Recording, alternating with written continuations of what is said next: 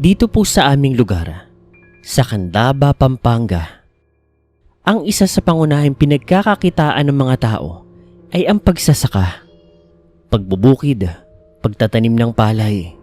May mga pagkakataong binabaha dito sa amin lalo na kapag panahon ng tag-ulan o kapag may mga bagyo. Pero mas madalas, maraming nakatanim na palay sa mga bukid dito. At yun talaga ang nakasanayan ng buhay ng mga tao dito sa amin. Simple at payak lang ang pamumuhay. Pero dito na kami nabuhay sa pagtatanim, sa pagsasaka, sa pagpapalay, sa pagiging magsasaka. Pero dahil po dyan, meron akong isang karanasan na gustong ibahagi sa inyo.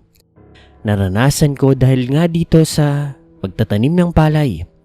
Matagal na itong nangyari pero magpasa hanggang ngayon, sariwang-sariwa pa rin ang lahat ng detalye. Wala pa rin ako nakakalimutan kahit dekada na ang nakaraan. Tawagin niyo po ako sa pangalang Ronnie. May edad na po sa kasalukuyan. Hindi na po ako nagsasaka. Bagkus nagbabantay na lang sa mga palayan ko kapag panahon nga po ng pagtatanim. Medyo may edad na rin kasi. Mahirap na baka atakihin. Nagbe-maintenance na rin kasi ako. Ayaw na rin ako ng mga anak ko na pinagsasaka. Kaya porsyentuhan na lamang po. May nagsasaka sa akin, may nag-aararo. Ako, bantay na lamang kapag ganoong panahon. Okay na lang din naman sa akin, napagtapos ko na rin naman ang mga anak ko. So heto na nga. Balik tayo sa panahong 1999. Kung saan, isa pa lamang po ang anak ko noon. Hindi ko nasasabihin kung ilang taon na ako noon basta batang-bata pa. Kondisyon na kondisyon ng katawan. Noong mga panahon po na iyon, merong kumakalat na balita sa aming lugar. Sa totoo niyan, tinatawan-tawanan ko lamang yun kasi ako talagang taong hindi mapaniwalain sa mga ganoong klaseng bagay. Lalo na yung mga kababalaghan. Bata pa ako tsaka hindi pa ako nakaranas ng ganoon. Isa pa yung tatay ko rin, lolo ko rin. Hindi rin mapaniwalain sa ganyan. Yung kumakalat na balita noon, yung isa sa mga kapwa ko magsasaka noon, nakakita raw ng isang pugot na magsasaka. Nakasakay daw ito sa kalabaw. At sa amin dati, may alamat na patungkol doon. Siya ay si Murag. Si Murag daw ay isang sinaunang magsasaka. Pinatay ito sinaunang panahon pa. Pinugutan daw siya. At mula raw noon, may mga piling magsasaka ang pinapakitaan nito. At kapag pinakitaan ka raw nito, dalawa ang pwedeng mangyari. Kamalasan o swerte. Ang magsasaka po na nakakita kay Murag noon, tatawagin na lang po natin sa pangalang Mang Ernesto. Sinabi niya na natakot nga raw siya kasi madaling araw daw yun 2:00 o 3:00.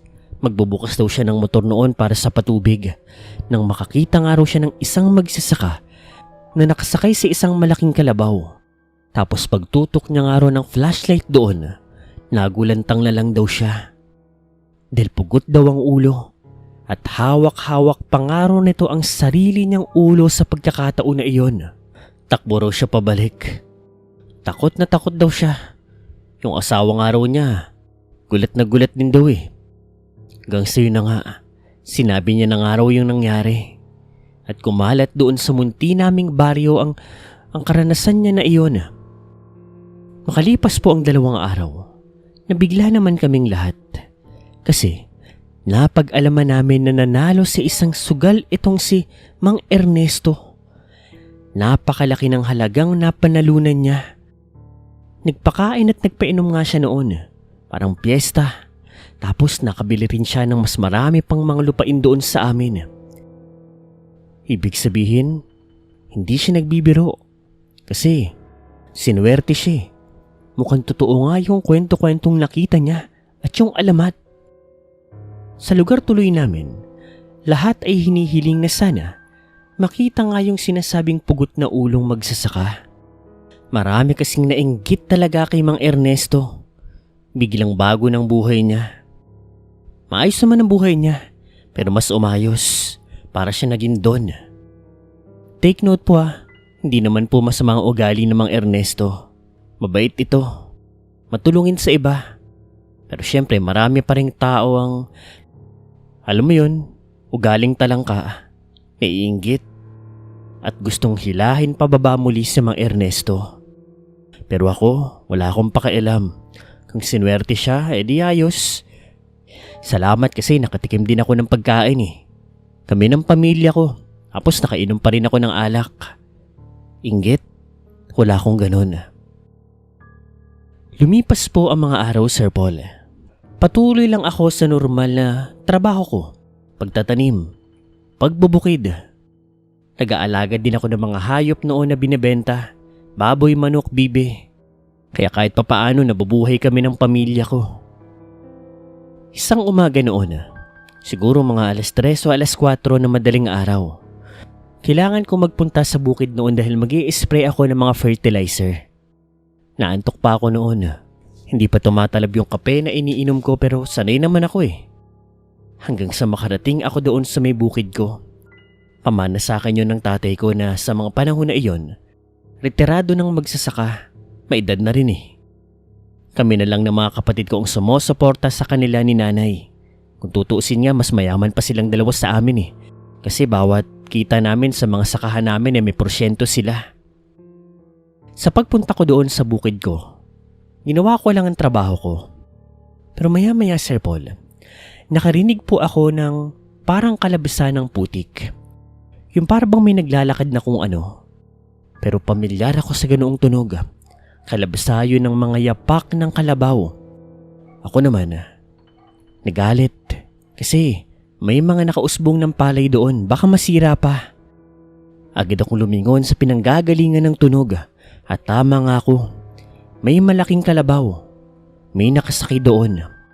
At pagtutok ko ng flashlight ko doon, laking gulat ko na lang. Dahil nakita ko yung nakita ni Mang Ernesto. Yung lalaki na pugot. At hawak-hawak niya mismo ang sarili niyang ulo. Pero sa pagkakataon na iyon, mas detalyado ko itong nakikita. Tumutulo ang dugo sa katawan niya hanggang sa katawan ng kalabaw na sugat-sugat din at mukhang matanda na. Yung ulo, yung mata nito nakatingin ng diretso sa harap. Ako naman, Sir Paul, na-estatwa ako sa kinatatayuan ko. Hindi ako nakagalaw, hindi ako nakapagsalita, hindi ako nakapag-react. Dumaan siya sa mismong harapan ko, Sir Paul. Naamoy ko ang mabahong amoy ng kalabaw. Mas mabaho ito kumpara sa normal, parang nabubulok na nga ito. Naamoy ko rin yung malangsang amoy. Amoy dugo, nakakasuka. Hanggang sa maya-maya, Sir Paul, nalagpasan niya lang po ako. Hindi niya ako pinansin, parang hindi nga niya napansin ang presensya ko. Hanggang sa tuluyan siyang nakalayo. Napadpad pa siya sa mas malalayong bukid at hindi ko na nakita pa. Doon na ako tuluyang natauhan, nakagalaw, nakasigaw, nakatakbo pabalik sa bahay namin. Hingal na hingal ako, takot na takot ako. Pero sa pagdating ko doon sa lugar namin, ibang eksena ang inaasahan ko. Nandoon ang mga kapatid ko. Ang asawa ko'y umiiyak. Lahat sila'y napatingin sa akin. Mahal, ang tatay. Wala na. Noong una hindi ko pa naintindihan ang ibig sabihin ng asawa ko. Pero hindi nagtagal. Unti-unting rumirehistro sa akin ang lahat. Ang ama ko, patay na. Base sa mga kapatid ko, naabutan na lang daw ni nanay na hindi na humihinga ang tatay. Mukhang namatay daw ito nang natutulog. Nung gabi, kami ng kapatid ko ang nag-asikaso sa bangkay ng tatay ko. Dinala sa punerarya at bago maghapon, nasa bahay na po ang labi niya. Pinaglalamayan na siya at binibisita na siya ng mga taong malapit sa buhay niya. Marami ang nagsasabing nasa tamang edad na raw si tatay. Halos 90 na siya mahigit noon eh. Malapit na nga mag-100. Ako kasi ang bunso sa aming magkakapatid noon. At masasabi ko, Sir Paul, na ako talaga ang pinaka-naapektuhan. Dahil masasabi ko na ako ang paborito ng tatay. Habang binuburo lang tatay ko, bumabalik sa gunita ko yung nakita ko nung umaga. Yung pugot na magsasaka. Anong ibig sabihin nun? Kung hindi ko ba nakita yung pugot na magsasaka, maaari bang hindi namatay ang tatay? Kasalanan ko ba ang lahat? Ganun pa man, Sir Paul. Nangyari na ang nangyari. Wala akong pinagsabihan ni man ang nangyari na iyon, Sir Paul. Hindi ko alam kung paano sasabihin. Hindi ko alam kung may maniniwala ba. Hindi ko alam kung anong mararamdaman ng iba. Kinimkim ko lang yon. Magpasa hanggang ngayon, ultimo asawa ko, hindi ko rin sinabihan noon. At ngayon lang ako nagkaroon ng lakas ng loob.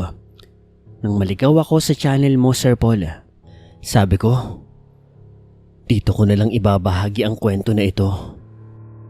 Alam ko dito may maniniwala. Para naman kahit papaano, gumaan din ang loob ko.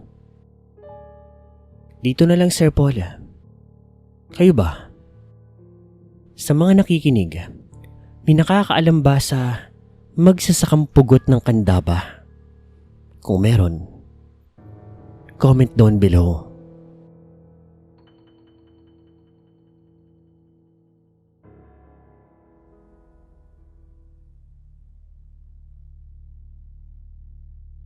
Hello, Sir Paul. Tawagin niyo akong Kulas. Bago ko magsimula sa kwento, may gusto kong itanong sa inyo. Alam kong malabo pa itong mangyari sa panahon na ito. Pero what if may mangyaring hindi inaasahan, magkaroon ng gera at sugurin tayo ng ibang bansa? Ano magiging laban natin kung hindi tayo tutulungan ng ibang bansa? Wala, hindi ba? Anong mangyayari? Yung mga keyboard warriors ba magiging literal na warrior? O matapang lang sila sa comment section? Sinong ipapadala natin? Ako, may naisip ako. Bakit hindi kayang ipadala natin sa gera yung mga aswang, yung mga engkanto, yung mga mambabarang at mangkukulam? Bakit hindi sila? Tsako, kayang-kaya nila tayong ipaglaban. Kung bakit? Nasaksihan ko kasi kung gaano kalakas ang isang aswang, kaya sigurado ako walang magiging laban ang kahit na sinong sundalo pa yan. Nangyari po ito, Sir Paul, noong binata pa po ako. Madalas po akong tumutulong sa tatay ko noon kapag wala akong pasok sa pagsasaka niya. Lagi na kami ginagabi kapag ganoon. Pero para sa akin, masaya ang bagay na yon dahil kasama ko ang tatay ko. Ngunit isang gabi, may hindi inaasahang pangyayari. 10:00 ng gabi. Naglalakad kami ng tatay ko noon, galing kami doon sa isang sakahan. Masaya kaming dalawa, nagtatawanan, nagkwentuhan, pagod, gutom, pero ini-enjoy lang namin yon. Nang maya-maya, Sir Paul, nakarinig kami ng malalakas na pagaspas sa himpapawid. May malapit, may malayo, nawawala, biglang lumilitaw, bigla-bigla na lang din nawawala ulit. Akala ko noon normal na ibon lang yon. Pero nang makita ko ang reaksyon ni tatay, para siyang natakot, nabahala, kinabahan. Hinila niya ako noon ng mabilis. Nga pala, binata na po ako noon, siguro mga 13, 14 ganyan. Pero wala pa rin akong kaide-ideya sa mga nangyayari. Tay, ano pong nangyayari? Anak, may aswang. Huli na para mapagtanto o maintindihan ko ang nangyayari. Kasi bigla na pong may malaking nilalang na may malaking pakpak ang dumaluhong sa amin. Sunod-sunod niya po kaming inatake. Gamit ang kanyang pakpak, ang kanyang kamay, ang kanyang mga paa. Tama kayo, Sir Paul. Isa itong tao na may malaking pakpak. Pakpak ng paniki na napakalaki.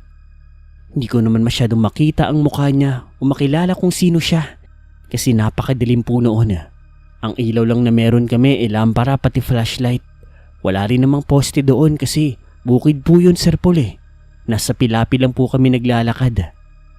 Buti na lang po ang tatay ko. magaling sa pakikipaglaban. Meron siyang itak noon, Sir Paul, at yun ang ginagamit niya kapag sinusubukan kaming dalawhungin noong aswang.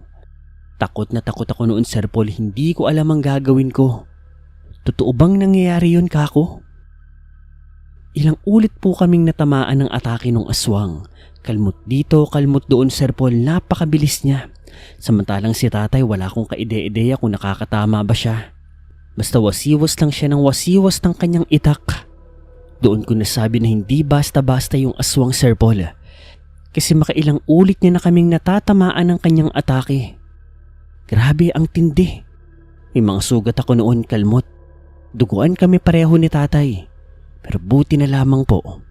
May isa pang grupo ng mga magsasaka na kakilala lang din po namin yung naglalakad nung gabing yun. At sila ang rumespondi sa amin. Binugaw nila yung aswang. Na kung tutuusin nga, kayang-kaya kaming patayin ng aswang kahit mag-isa lang siya at kami 5 o 6 yata noon. Kasi nasugatan niya rin po yung mga tumulong sa amin eh. Pero Soli, mas pinili po nitong lumipad na lamang papalayo at baliwalain na lamang kami. Sama-sama kaming lahat noon na umuwi sa aming mga tahanan, mga sugatan. At sa bahay, alalang-alala si nanay sa amin habang ginagamot niya kami ni tatay. At doon na ako nagtanong, "Tay, bakit po hindi tayo tinuluyan ng aswang? Napakalakas niya po at napakabilis." Matatalino ang mga aswang, anak.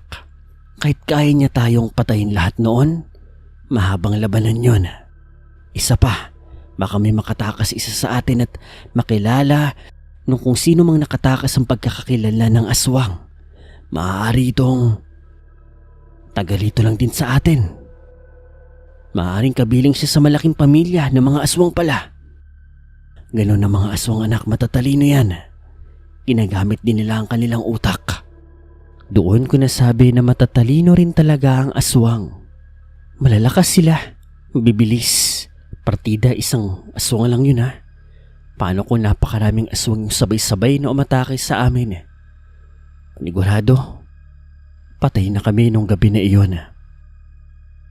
Ganun pa man, Sir Paul, yun po yung una't huling karanasan ko sa mga aswang.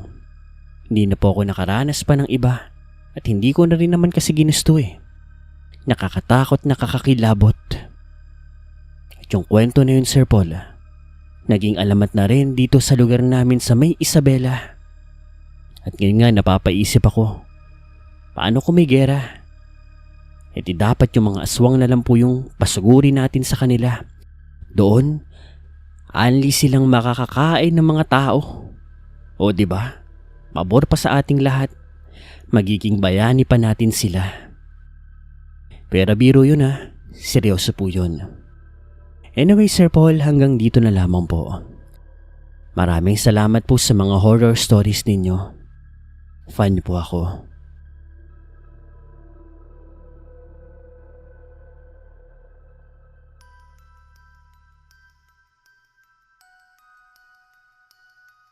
Hello po, Sir Paul. Ako po si Linda, asawa ng isang magsasaka. Naganap ang karanasan na ito noong nagsisimula pa lamang kami ng asawa ko. Kakakasal pa lang namin noon at nagbubuntis pa lamang ako sa anak namin. Isa po siyang magsasaka. Ako naman po, may negosyo po, may sari-sari store kami sa bahay namin. Araw-araw po hinihintay ko ang asawa ko sa pag-uwi niya. Minsan ginagabi siya, minsan maaga, depende po.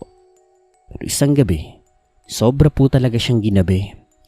12:00 na ng madaling araw ay hindi pa siya nakakauwi. Ay nag-aalala na po ako para sa kanya. Ang asawa ko po wala po yung bisyo. Oo, may mga kaibigan minsan napapainom. Pero kapag ganoon nagpapaalam yon at kapag may mga birthday lang naman, piyestahan ganyan. Pero yung biglaan malabo po kaya talagang kaduda-duda at katakataka kung bakit ginabi ang asawa ko noong gabi na iyon. Ang unang pumasok sa isip ko, may nangyari bang masama sa kanya? Huwag naman sana kako. Dahil po doon kahit buntis ako, napilitan po akong lumabas. Ipagtanong-tanong siya sa mga kaibigan niya at mga kakilala niya baka may nakakita sa kanya. Pero ni isa sa mga napagtanungan ko, wala po, Sir Paul. Kaya talagang mas lalo akong nabahala at kinabahan. May kalayuan pa naman yung bukid na sinasaka niya. Dahil dun wala po ako naging choice. Lumabas po ako. Nagtungo ko dun sa bukid kahit gabing-gabi na. Nang maya-maya po, nang mapadaan po ako doon sa isang tulay, bali irigasyon po yung ilalim noon, meron po ako nakitang lalaki. Nakatambay lang ito doon at sa totoo lang, hindi ako nakaramdam ng kaba sa kanya o ano paman. Maayos naman din ang itsura nito pero halatang hindi po siya taga roon. Kakaiba yung suot niya. Hindi ko naman sana siya papansinin pero nagulat ako ng, "Miss, may hinahanap ka ba?" Oo asawa ko." "Yung asawa mo ba matangkad, maitim, maskulado, nakasuot ng kulay pula?" Sir Paul, isi-isi niya pong dinescribe ang lahat ng katangian ng asawa ko mula sa suot. At eksaktong-eksakto, detalyadong-detalyado. Oo, asawa ko yun. "Alam ko kung nasaan siya, sumunod ho kayo sa akin." "May nangyari pong masama sa asawa ko." "Wala ho, misis. Halika kayo, huwag ho kayo mag-alala." Hindi ko malamang dahilan, inapasunod ako nung lalaki na iyon. Hindi ko alam kung saan kami napadpad. Basta napakabilis po ng pangyayari hanggang sa natagpuan ko na lang po ang sarili ko na nasa isang lugar na hindi ako pamilyar. At sigurado ako na wala namang ganoong klaseng lugar sa baryo po namin. Nga pala, sa Mindanao po ito, sa may bandang Surigao. Nasaan tayo? Nasaan tayo? Yung lugar po na iyon, Sir Paul, kakaiba. Iba yung itsura ng mga bahay. Hindi, gusali nga ito Nagtataas ang mga gusali. Iba yung mga kulay. Iba yung mga estilo, basta. Parang syudad. Tapos, hindi normal. Nakapunta na naman ako sa mga syudad, Sir Paul. Yung may mga building na konkreto, matataas na mga gusali, kalsadang sementado, mga sasakyan at kung ano-ano pa. Bukod doon nakapanood din naman ako kaya alam kong hindi normal yung napuntahan ko. Para ako napunta sa ibang mundo. Hanggang sa pumasok kami sa isang malaking gusali doon na nagliliwanag ng ginto. "Nandito ang asawa mo." "Nasaan ho? Nasaan?" Isang malaking buluwagan ang tumambad sa akin at sa gitna noon ay may malaking hapagkainan na napakaraming pagkain yung nakahain. May mga pamilyar ako na luto pero mas marami ang hindi. Pero sigurado ako lahat masasarap yun base sa amoy, Sir Paul. "Halika muna dito. Umupo ka muna." Sir Paul, kahit ayaw ko, wala akong nagawa noon. Napapasunod ako sa lahat ng sinasabi ng lalaki.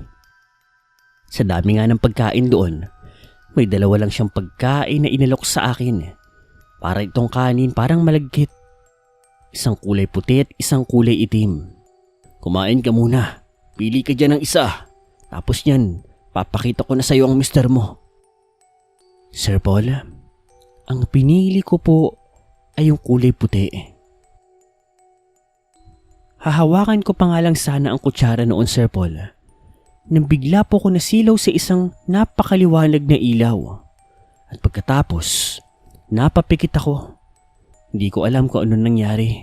Basta pagmulat ng aking mga mata, nakahiga na po ako. Nasa higaan ako. Nasa kwarto namin ng asawa ko. Nandoon yung asawa ko.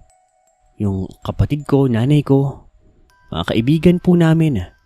Alalang-alala. Anong nangyayari? Nasaan ako? Hindi na po ako nakatugon dahil niyakap po ako ng mahigpit ng asawa ko. Nanay ko, basta lahat. Alalang-alala sila. At dito ako nang ilabot sa mga ibinahagi nila sa akin. Natagpuan daw ako ng asawa ko na walang malay doon daw sa may tulay. Kakauwi lang daw niya noon kasi galing siya sa bahay ng kanyang kasamahan. Natuklaw daw kasi ng ahas yung kaibigan niya. Dinala daw nila sa ospital at pinaturukan. Tapos sinatid daw niya pabalik. Hindoon dahilan kung bakit daw siya ginabi. At nung naglalakad na nga raw siya pauwi sa amin, natagpuan niya nga raw ako doon na walang malay, nakahiga. Binuhat niya raw ako at dinala sa bahay. At dito pa ako mas nagulat. Dahil isang araw na raw akong walang tulog. 23 oras. Walang malay. Nagpatawag na nga raw sila ng albularyo pero kahit na anong gawin ng mga albularyo yung pinatawag nila, wala raw nangyayari. At yun nga, alas 11 ng gabi, kusa na lang daw akong gumising. At doon ko na sinabi yung nangyari. Mula nung hinanap ko siya, nung nakasalubong ako ng isang lalaki, nung nakarating ako sa isang misteryosong syudad, yung pumasok kami sa isang malaking bulwagan, umihap pagkainan tapos pinapili ako ng 2 pagkain, itim tsaka puti, at pinili ko nga ako yung puti. At heto ang sinabi ng albularyo. Nakarating ka sa Biringan. Buti pinili mo ang puting pagkain dahil kung itim ang pinili mo, hindi ka na makakalabas pa roon. Magiging asawa ka na nung engkanto na yon. Kilabot na kilabot ako noon, Sir Paul. Never kong na-imagine na makaka-encounter ako ng isang engkanto. At nakarating pa nga ako sa mundo nila. Mula noon, Sir Paul, di na talaga ako naglalabas lalo na kapag gabi. Di ba na lang po kapag may kasama ako. Trauma talaga ako malala. Dito na lamang po, Sir Paul. Muli po, ako po si Linda. Salamat sa inyo. Kung umabot ka sa parte ng video na ito, ay nagpapasalamat ako sa inyo. Ako po si Paul, ang boses sa likod ng Creepy McPanset. Nagpapasalamat ako. Salamat sa pagtambay, pakikinig sa mga kwento natin ngayong araw na pinamagatang Magsasaka Horror Stories. Sana po nagustuhan ninyo. Yun lang po muna. Sa susunod na lang po ulit na kwentuhan, maraming salamat po sa walang sawang pakikinig at pagsuporta. Mac Panset.